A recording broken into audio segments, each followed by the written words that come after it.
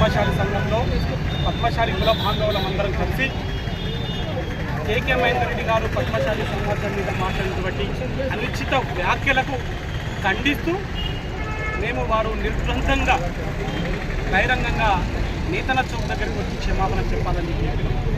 కానీ ఇప్పటి వరకు కూడా ఆయన దాన్ని పట్టించుకోక అగ్రవర్ణ దురహంకారాన్ని చూపెడుతున్నాడని చెప్పి నేను తెలియజేస్తూ, అదేవిధంగా ఈరోజు కాలేజీ టీవీలో అది కట్ పేస్ట్ ఫ్యాబ్రికేటెడ్ అని మాట్లాడుతున్నాడు. కట్ పేస్ట్ ఫ్యాబ్రికేటెడ్ అయితే ఎవరైతే ఫేస్బుక్లో పెట్టిరో, ఎవరైతే ఛానల్లో పెట్టిరో మరి ఆయన మీద పోయి కేసు పెట్టండి. ఎందుకు కేసు పెట్టలేరు? ఎందుకు మీరు ఆయన ప్రజల సమక్షంలో ముందుకెత్తలేరు? ఇంకా ఇప్పటికీ మభ్య పెట్టాలనే కోరిక మీరు విడనాడండి. ఏంటండి మాటలు? మీరు పట్టుకొని నిరోధులు అమ్ముకుంటారని మాట్లాడతావా? ఏం ముఖం పెట్టుకుని రేపు సిరిసిల్ల పద్మశాలి సమాజం ముందుకు, అదే పద్మశాలి దగ్గరికి, అదే సిరిసిల్లలోకి ఎట్లా వస్తావు?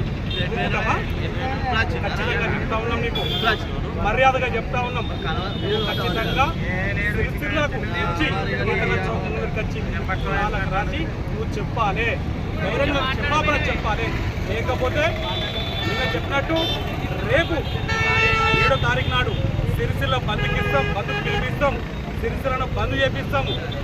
సీఎం రేవంత్ రెడ్డి గారి ప్రోగ్రాన్ని ఖచ్చితంగా అడ్డుకుంటామని చెప్పి తెలియజేస్తా ఉన్నాము. నువ్వు క్షమాపణ చెప్పకపోతే మంచిగా ఉండదని చెప్పి కూడా మేము హెచ్చరిస్తా ఉన్నాము.